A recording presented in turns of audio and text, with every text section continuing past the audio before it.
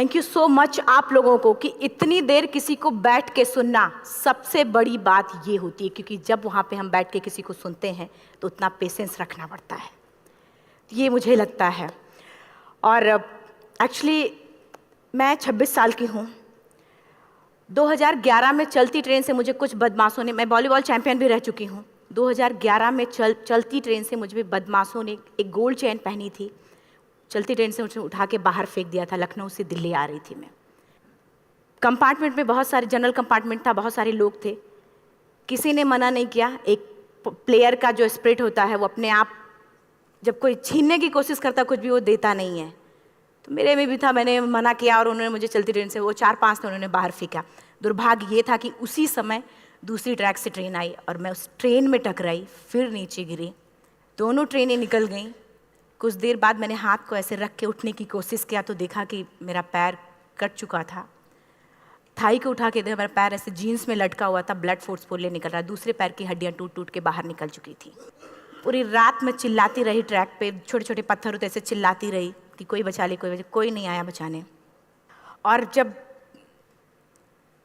पूरी रात चिल्लाते चिल्लाते इतना कि मुझे दिखाई भी देना बंद हो गया, जब ट्रेन आता था तो वाइब्रेट होता था। इतना ही नहीं, फ्री का इनविटेशन भी लोगों को मिल गया था, कुछ लोगों को। ट्रैक पे आपने ट्रेन की ट्रैक पे छोटे छोटे चूहे देखे होंगे, मेरे कटे हुए पैर पे आग के मेरे पैर कुतर रहे थे। मैं ब्रेन कॉन्शियस मेरा पूरा काम कर रहा था मेरे, लेकिन बॉडी में कोई भी मूवमेंट नहीं था।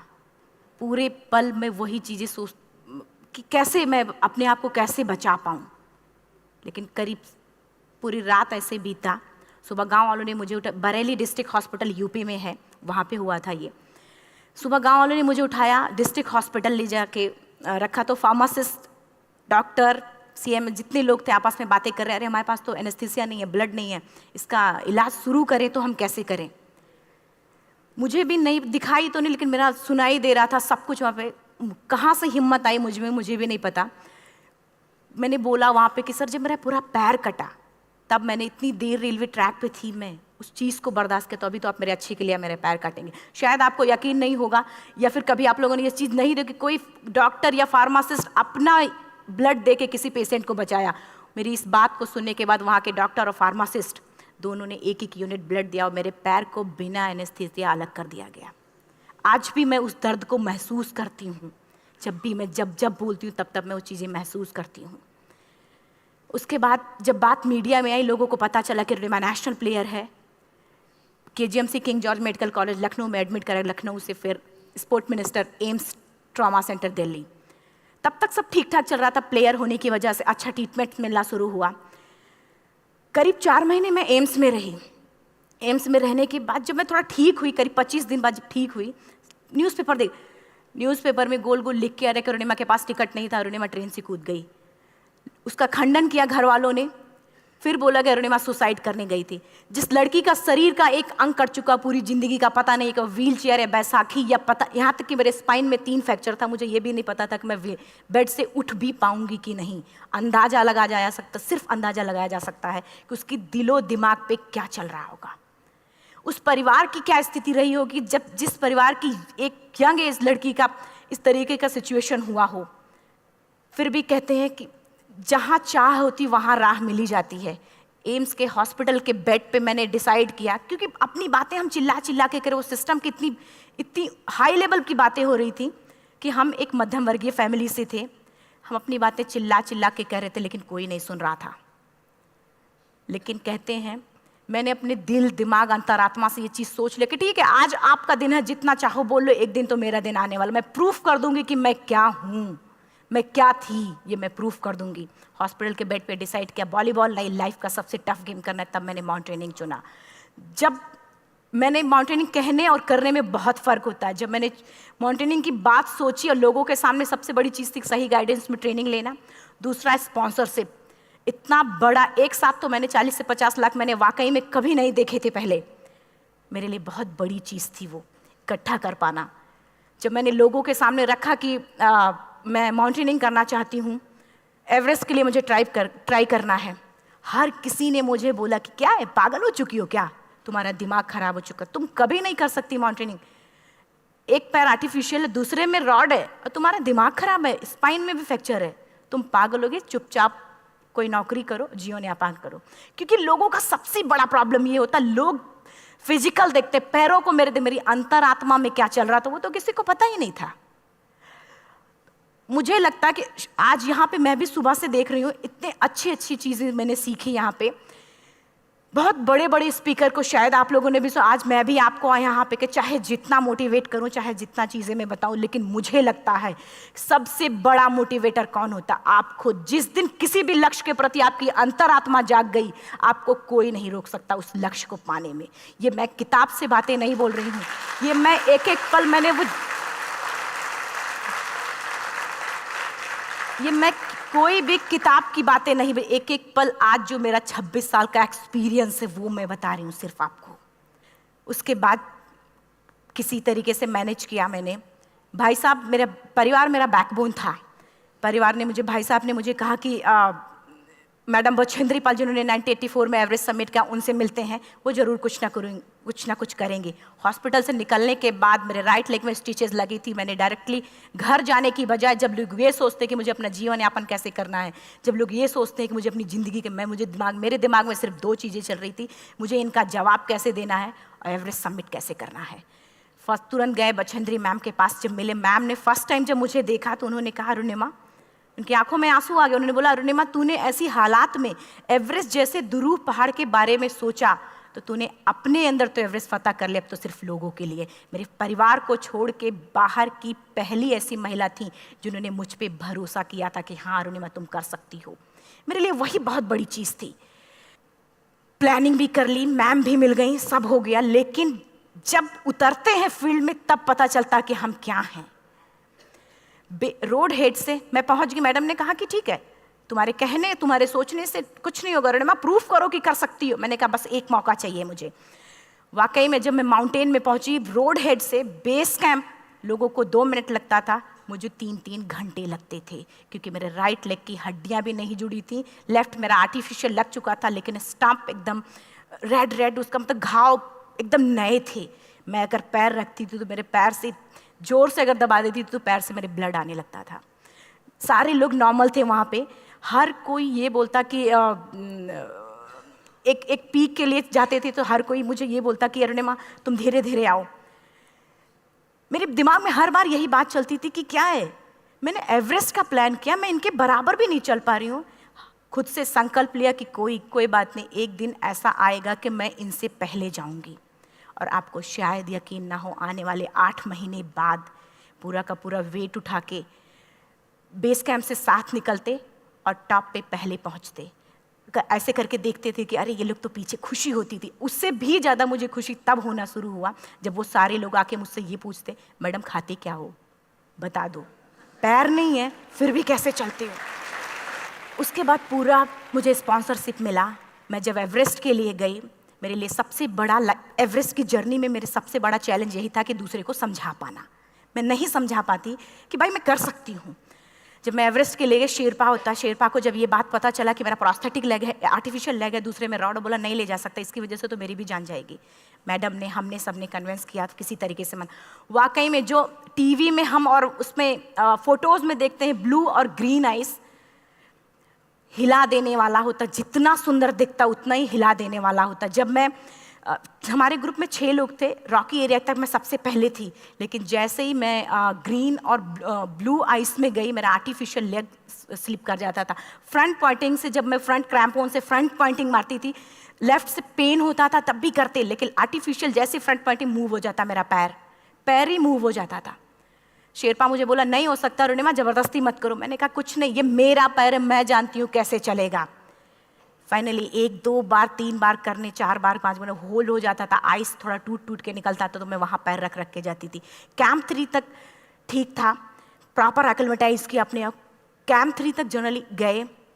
बात जब कैंप 3 के ऊपर की होती है, साउथ कोल समिट, अच्छे माउंटेनियर, अच्छे दिलेर के हौसले धरे के धरे तब रह जाते हैं जब अपनी आंखों के सामने किसी को मरता देखता है, और दिमाग में बात, जब जिसको डिसीजन मेकिंग, और जब दिमाग में बातें जब ये आने लगती हैं कि अरे जिस चीज़ के लिए हम जा रहे हैं उसी चीज़ के लिए आदमी मर रहा है, इसी चीज़ के लोग लिए मर चुके हैं।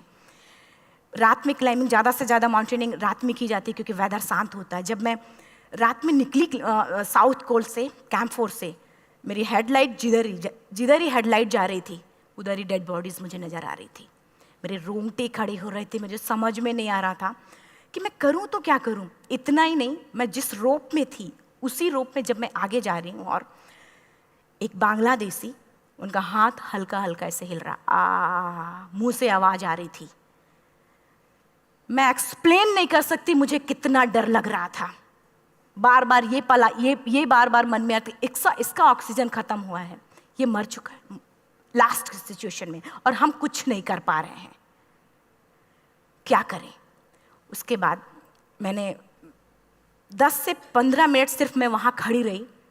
मैंने सिर्फ इतना बोला कि अगर आप सभी में से सभी ने एवरेस्ट सबमिट कर लिया तब तो ठीक है, अगर नहीं सबमिट किया है मैं सबके लिए एवरेस्ट सबमिट करूँगी और जिंदा वापस जाऊँगी। क्योंकि जैसा हम सोचते हैं हमारी बॉडी उसी तरीके से जनरेट करना शुरू करती है। मैंने डेड बॉडी, क्योंकि जा ही नहीं सकते थे किनारे से, उसी रोप में वो एंकर है, डेड बॉडी को लांगी और लांग के जाना शुरू किया। हिलेरी स्टेप साउथ समिट के करीब जब मैं खुद पहुंची, मेरे शेरपा ने एक जोर से झटका मुझे दिया कि अरुणिमा वापस चलो, तुम्हारा ऑक्सीजन खत्म हो रहा है। हिलेरी स्टेप के बाद एवरेस्ट समिट है, थोड़ा चलने के बाद एवरेस्ट समिट है। अगर कोई आपसे ये बोले, आप अपने टारगेट के इतने करीब हो, अगर कोई आपसे ये बोले कि अरुणिमा वापस चलो, कैसा लगता है? मैंने भी यही बोला, सर क्या बोल रहे हो आप, मैं नहीं जाऊंगी वापस। बोला अरुणिमा जिंदगी रही, दोबारा ट्राई करना और एवरेस्ट समिट हो जाएगा दोबारा तुम्हारा। मैंने कहा नहीं, ये आप जिंदगी में गोल्ड चांस बार बार नहीं आते, लाइफ में कभी कभी आता है, ये आपके ऊपर आता, आप उसको पकड़ के रखते हो या फिर छोड़ देते हो। मैं अपना गोल्ड चांस कभी नहीं, क्योंकि मैं जानती थी मुझे स्पॉन्सरशिप बहुत मुश्किल से मिला, एक बार अगर मैं छोड़ देती दोबारा मुझे कभी नहीं मिलता।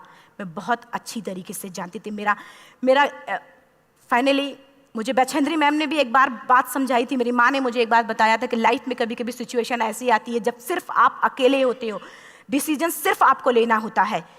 जहाँ पे भी होना, खड़े होकर हल्का सा पीछे मुड़कर देखना और ये सोचना कि आप एक एक कदम चल के यहाँ तक पहुँचे हो, सिर्फ अपना एक कदम आगे बढ़ाना, तुम देखना कुछ देर बाद तुम टॉप पे होगी। मेरे दिमाग में उनकी बातें वीडियो की तरह चल रही थी और सिर्फ एवरेस्ट का टॉप चल रहा था। मैंने शेरपा को पहले कन्विंस करने की कोशिश की कि भाई चल, कुछ नहीं होगा भाई चल। फाइनली जब वो नहीं माना, मैंने एक कदम आगे बढ़ाया, डिसीजन लिया कि नहीं जाना ही जाना है। आगे बढ़े, करीब 1 से 1.5 घंटे बाद मैं टॉप पे थी। और इतना ही नहीं, आज भी मैं जितनी बार बोलती हूँ उतनी बार मैं महसूस करती हूँ, मेरे रोंगटे खड़े हो जाते हैं, मेरा दोनों हाथ ऊपर करके जोर जोर चिल्लाने का मन कर रहा, कितनी जोर से चिल्लाऊं कि सबको बता दूं कि आज मैं टॉप ऑफ द वर्ल्ड पे हूं। उन लोगों को बता दूं जो लोग ये सोचते हैं, लड़की, दूसरे विकलांग, तीसरे मिडिल क्लास में, जो लोग एक बार हार के फिर दोबारा लड़ना नहीं चाहते, जो लोग हारने के बाद सोचते हैं कि हम दोबारा कुछ कर नहीं सकते, उन लोगों को मैं चिल्ला चिल्ला के टॉप से बताना चाहती थी कि नहीं, आप सब कुछ कर सकते हो, सिर्फ एक सोच की विकलांगता, हैंडीकैप आदमी यहाँ से होता है, यहाँ से नहीं। अगर यहाँ से जो आदमी विकलांग है तो नॉर्मल आदमी भी विकलांग है, जो अगर यहाँ से विकलांग है। चिल्ला चिल्ला के मैं बताना चाहती थी। मैंने शेरपा से कहा कि आप एक फ़ोटो खींच लो, क्योंकि सारे लोग फ़ोटो, अपना नेशनल फ्लैग का जो वैल्यू होती है ना, वो जो हम कहीं बाहर होते हैं तो पता चलता है। मुझे भी बहुत खुशी हो रही थी, फ्लैग को हग किया और बोला फ़ोटो खींचो। बोला पागल हो गई है, तेरा ऑक्सीजन कभी भी ख़त्म हो जाएगा, नीचे चल। नहीं, फ़ोटो खींच लूँ। फ़ोटो खींचा उसने। वो तो अगली बार इतना तेज गुस्सा हुआ, मैंने उसको बोला कि भाई वीडियो भी बना ले। 8848 की हाइट पे ऑक्सीजन खत्म हो रहा है, आज हम भी हंस रहे हैं आप लोगों के साथ क्योंकि यहाँ पूरा ऑक्सीजन है। और 8848 की हाइट पे जब मुझे शेरपा, कोई भी शेरपा को बोलेगा भाई वीडियो बना, तो परेशान हो जाएगा, पागल हो चुकी, कि तुम मर जाए, यहाँ मैं जा रहा हूँ नीचे। मैंने कहा नहीं, कुछ नहीं होगा, आप बनाओ वीडियो। किसी तरीके से मैं 4-5 पेयर बैटरी रख के लेके गई कि डिस्पोजल कैमरा, एक अलग कैमरा, कि मतलब एक नहीं काम करेगा तो दूसरा करेगा, प्रॉपर प्लानिंग से। शायद आप लोग भी सोचो कि वाकई में लड़की को इतना बड़ा रिस्क लेने की क्या जरूरत थी, कि जिंदगी कभी भी जा सकती थी इसकी। लेकिन मैंने वो रिस्क लिया क्यों? क्योंकि मैं चाहती थी, कहीं ना कहीं से मेरे भी दिमाग में ये बात आ चुका था कि मैं जिंदा वापस ना जाऊं। मैं चाहती थी कि अगर मैं जिंदा ना जाऊं तो ये वीडियो मेरे इंडिया शेरपा से मैंने यही बात बोली, ये वीडियो अगर मैं जिंदा नहीं जाती हूँ, ये वीडियो मेरे इंडिया पहुँचा देना, मेरे यूथ तक चला जाएगा। क्योंकि मैं चाहती थी कि 11 अप्रैल 2011 को मेरा एक्सीडेंट हुआ, 21 मई 2013 10:55 पे मैं टॉप ऑफ द वर्ल्ड पे थी। ऑलमोस्ट 1 से 2 साल के अंदर कैसे यहाँ से मैंने ये चीज़, मैंने कभी भी कामयाब होने के, मेरी वो जिंदगी बन चुकी थी, मेरा जुनून बन चुका था, मेरा पैशन मेरा जिद बन चुका था। वो मेरा सोते उठते बैठते सिर्फ मुझे एवरेस्ट दिखाई जाए। और मुझे लगता है किसी को भी अगर अपना लक्ष्य पाना है, यहाँ से अगर वो पागलपन जब तक नहीं आएगा तब तक नहीं होगा। वो फाइनली उसने वीडियो बनाया। आप बोल रहे फटाफट अरुणिमा नीचे भागो। जब मैं टॉप पे थी तो कुछ लोग और भी थे, लेकिन 10:55 पे मैंने एवरेस्ट समिट, 11 बजे के बाद अगर कोई अटैम्प्ट करने की कोशिश करता है उसको सुसाइड अटैम्प्ट बोलते हैं। जैसे ही मैं नीचे चलना शुरू की, मैंने कहा भाई हाँ चल नीचे चलते हैं। ज़्यादा से ज़्यादा मौतें नीचे आते वक्त होती हैं एवरेस्ट पे। जब मैं नीचे आ रही हूँ, थोड़ा दूर ही मैं नीचे चली थी, मेरा ऑक्सीजन पूरी तरीके से ख़त्म।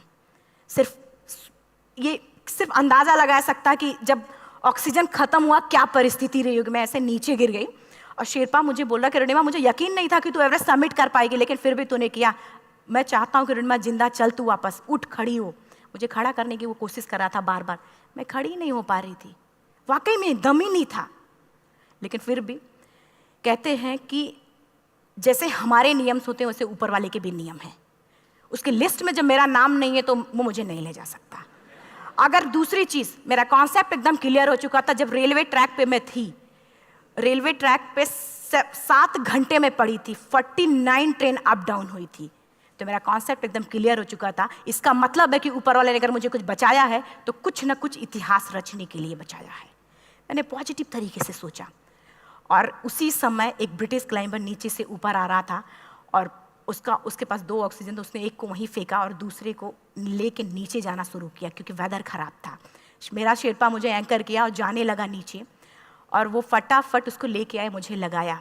उसने बोला अरुणिमा तू बहुत लकी है कि तुझे यहाँ पे ऑक्सीजन मिला है। वाकई में ऊपर वाला भी चाहता है कि तू जिंदा रहे। वो मुझे बार बार लकी लकी बोल रहा था। शायद आप लोग में से भी कोई होगा कि जो लक और भाग्य जैसी चीज़ों पे यकीन करता हो, या पता नहीं भी। मैं किसी की भावनाओं को ठेस नहीं पहुंचाना चाहती, लेकिन मैं इन किसी भी चीज़ों पे भरोसा नहीं करती, क्योंकि मेरा मानना है कि लक भी उसी का साथ देता है जिसके अंदर जीतने का जज्बा है। अगर आपके अंदर जीतने का जज्बा नहीं है, चारों तरफ सिर्फ बहाने होते हैं, सिर्फ बहाने, इतना सारा एक्सक्यूज़ होता है। शायद मैं भी अगर वापस आ गई होती तो मैं बोल देती मेरा ऑक्सीजन खत्म है, कोई मुझसे पूछने, ना बछेंद्री मन, ना मेरा परिवार, कोई भी मुझे पूछने नहीं आता। लेकिन क्या कभी मैं अपने आप को समझा पाती? कभी नहीं। फाइनली जो भी था, लक भाग्य किस्मत में नीचे आ रही थी, बहुत खुश थी। माउंटेन, डेड बॉडीज, मेरा शेरपा, ये लोग थे। मैं किसी से शेयर भी नहीं कर पा रही थी कि अरे मैंने एवरेस्ट सबमिट किया, किसी से शेयर भी नहीं कर पा रहे थे। फटाफट मैंने नीचे हील मार के, हम ऐसे हील मार के नीचे आ रहे थे। एकाएक मेरा प्रोस्थेटिक लेग, पूरा का पूरा लेग ही निकल गया। -60 डिग्री तक टेम्परेचर डाउन हो जाता है एवरेस्ट पे। मेरा हाथ वगैरह ये सब ऐसे मूवमेंट, ऐसे मुड़ नहीं रहा था, ब्लड निकलने लगा था, ये सब यहाँ था। मुझे शेरपा से मैं बोल रही हूँ कि ऑलरेडी मेरा पैर कटा हुआ है, अगर दिमाग में ये बात है कि मेरा हाथ भी काटना पड़ेगा, कैसा लगेगा मेरा दिमाग। क्योंकि ये ऐसा मूवमेंट, रेड 3 स्टेज होती हैं। रेड मेरा हो चुका था, रेड, ब्लैक, ब्लू, ब्लैक हो तो काटना पड़ेगा। तो बार बार मैं बोल रही हूँ शेरपा से कि भाई हाथ मेरा कुछ हो रहा है, इसमें मूवमेंट नहीं हो रहा है, यहाँ सबसे ब्लड हो रहा है। बोला अरुणिमा कुछ नहीं, जितना नीचे जाएंगे उतना अच्छा होगा। प्रोस्थेटिक लेग मेरा निकल चुका है, मैं रुकी हूँ, मेरा ऑक्सीजन चल रहा, बड़े मुश्किल से लक भाग्य किस्मत जो भी था मुझे मिला था। शेरपा मेरे आगे है, लास्ट मोमेंट तक वो मुझे बोलेगा, अगर वो मैं नहीं चलती वो मुझे छोड़ के चला जाए। गलती उसकी भी नहीं होती, क्योंकि वो क्या करे, क्लाइंबर की वजह से या तो अपनी जान वो भी दी, गलती उसकी भी नहीं है। लास्ट में मेरी आंखों से आंसू निकलने लगा। मैंने सोचा क्या करूं अब, रोने अपने आप आंसू ने कहीं ना कहीं से आ ही जाता है। दूसरे पल मुझे समझ में आ गया कि रोने धोने से कुछ नहीं होगा। मैंने आंसू को पोंछा और रोप, जो मेरी रोप थी, रोप को पकड़ा, दूसरे हाथ से आर्टिफिशियल लेग को, पैर को घसीट के चलना शुरू हो गया, क्योंकि मेरे पास यही था। ये तो दूसरा था, गिव अप कर दो ही चीज़ थी। पैर को घसीट चलना शुरू हुआ। कुछ दूर नीचे चलने के आने के बाद रॉक था, उसमें घुसे, पैर को खोला, सही किया, फिर नीचे चलना। Camp 4 to summit to camp 4 3500 feet है, और इसमें टोटल जनरली लोग 16 से 17 घंटे में सबमिट कर लेते हैं। मुझे टोटल 28 घंटे लगे थे। हर माउंटेनियर, चाहे बाहर का या फिर इंडिया का, हर किसी ने ये मान लिया था कि अरुणिमा जिंदा वापस नहीं आएंगी। हर किसी ने ये चीज़ मान लिया था। लेकिन मुझे लगता, जब मैं वापस साउथ कोल पहुंची, जब मैं टेंट का जिप खोला, मैंने हर किसी ने कहा कि अरे तू यहाँ है, हम तो सब सोच लिए थे तू चली गई। हर किसी ने ये बोला था। फिर सब खुशी मना रहे थे हम सब। देखिए, ये सब बताने का मेरा सिर्फ एक मकसद था कि सब कुछ हम में है, हम जैसा चाहें वैसा कर सकते हैं। ऑलरेडी टाइम हो चुका है। मैं एक चार लाइन की पंक्ति सिर्फ बोलूँगी। मैं एक्चुअली, मेरा एम है कि मैं वर्ल्ड के जो कॉन्टिनेंट हैं, कॉन्टिनेंट के हाईएस्ट पीक समिट करूँ। एशिया का एवरेस्ट हो चुका है, अफ्रीका किलिमंजारो हो चुका है, यूरोप का एल्ब्रूस हो चुका है। 23 नवंबर को मैं जा रही हूँ ऑस्ट्रेलिया हाईएस्ट पीक के लिए। बस आप लोगों की गुड विशेस चाहिए। और 4 लाइन, अभी तो इस बाज की असली उड़ान बाकी है, अभी तो इस बाज की असली उड़ान बाकी है, अभी तो इस परिंदे का इम्तहान बाकी है, अभी अभी मैंने लांघा है समुद्रों को, अभी तो पूरा आसमान बाकी है। Thank you so much. Thank you.